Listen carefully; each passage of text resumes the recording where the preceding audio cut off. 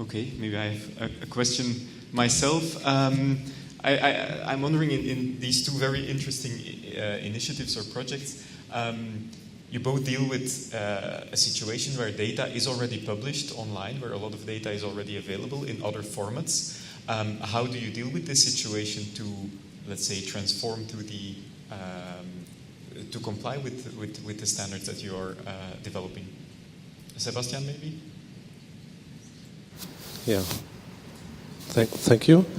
Yeah, indeed, we already have open data portals in Germany with data and metadata attributed in a slightly different format. SEMIC it is called, from Open Knowledge Foundation. And there are gaps really going to DeCAP in granularity.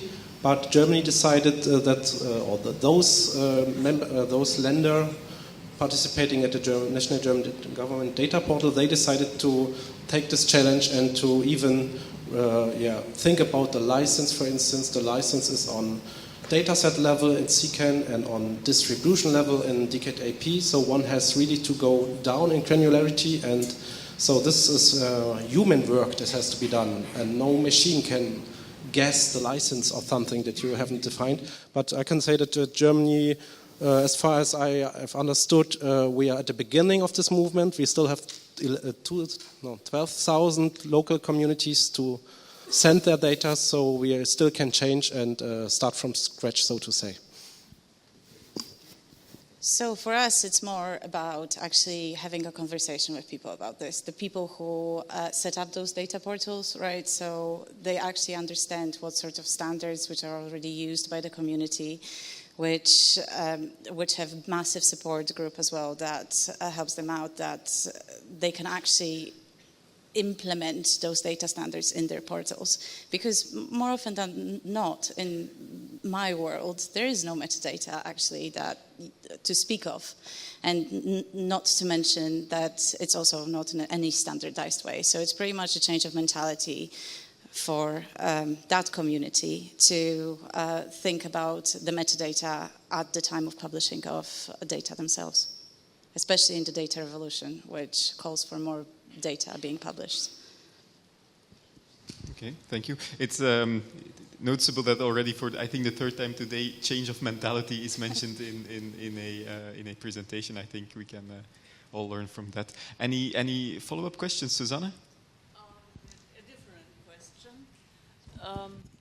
To Sebastian, you mentioned that you see some problems still with the DeCAP. I don't know if you are aware that we did undergo a revision recently, so there was a working group for a new version. But of course, there is also the other side of the existing data portals that ask for stability. So what is your take on the versioning of this kind of standards? Mm-hmm. Yeah, thank you. So we see DeCAP as a living standard, which started in a version 0.5, now has 1.0, I think, and which now encounters the reality. So, of course, DeCAP will change, and as DeCAP is a collection of other standards, we have to keep an eye on all these other standards. And to make it short, we believe that DeCAP, W3C DeCAP will change soon. So DeCAP will have to acknowledge those changes under the roof, so to say.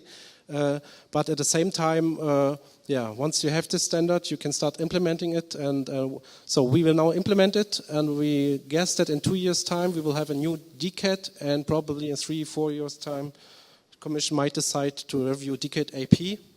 But we have been waiting since 2013 to have a metadata standard, and now we will start and then change. Of course, we have a maintenance handbook which describes how to feed in our requirements to W3C, to ISA, and so on. So we see it as a living standard, and we are ready to work together. And you mentioned the review phase. We actively participated in the DeCAP guideline review, and a lot of guidelines were given to us on how to manage duplicates, how to deal with identifiers. So this was already a great help for Germany. Okay.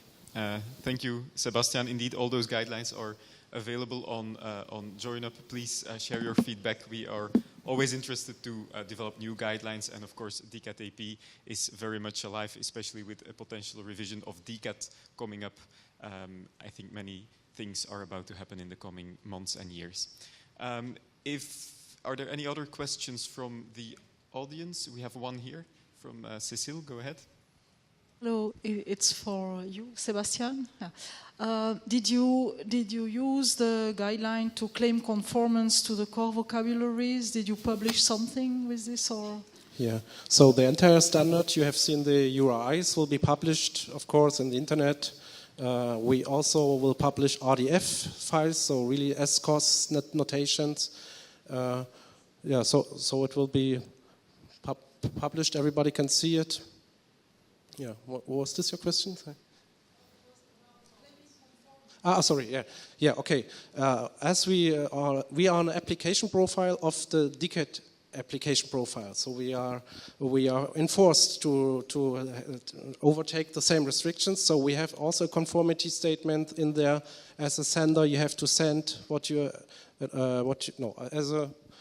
So if you start with a data set, you have to follow our conventions, so to say, but if you get a DCAT AP data set, you have to send it. So all the mandatory vocabularies are mandatory. We added some additional mandatory vocabularies, and we derived a bit with respect to licenses, as we have a closed set of licenses in Germany. But whenever it comes to DCAT AP conformity, we claim that we are conformant, and so we really are on top of DCAT AP. Thanks. Thank you.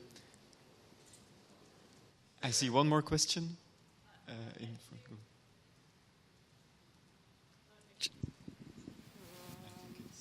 front. Yeah, it's not really a question, but I have to say this since you were mentioning conformance. We have at the ISA stand the Core Vocabularies Handbook, which explains in detail how you publish a conformance statement saying we are conformant to ISA products. So anybody interested in that, grab a copy of that handbook. And Andrea is nicely holding it up at the stand.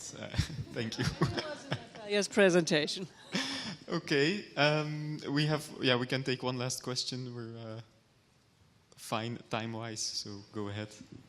Sebastian, I was just wondering if you could quickly talk about how unique identifiers are managed, whether you're using digital object identifiers or some other globally unique identifier, and whether that also helps with deduplication or provenance across the national scale. Thank you. This is my favorite topic. As you've seen in the slides, duplicates are not a problem at the moment. So we see some duplicates at the European Data Portal, especially when they come from geodata or from statistical data, and they have the same European Data Portal. We see duplicates. So in the previous works on open government data, we wanted to create a rule that tells you tells everyone in this federation how to create an identifier, and how, like a GPS coordinate and time. So a really unique identifier in the entire world.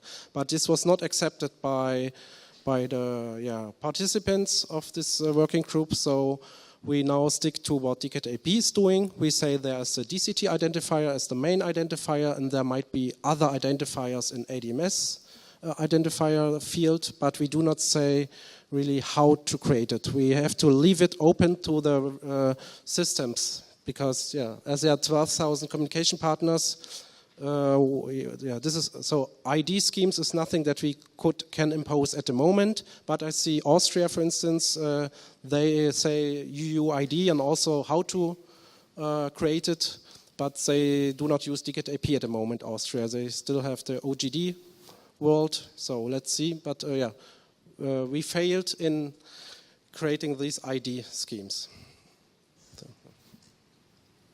Okay, thank you.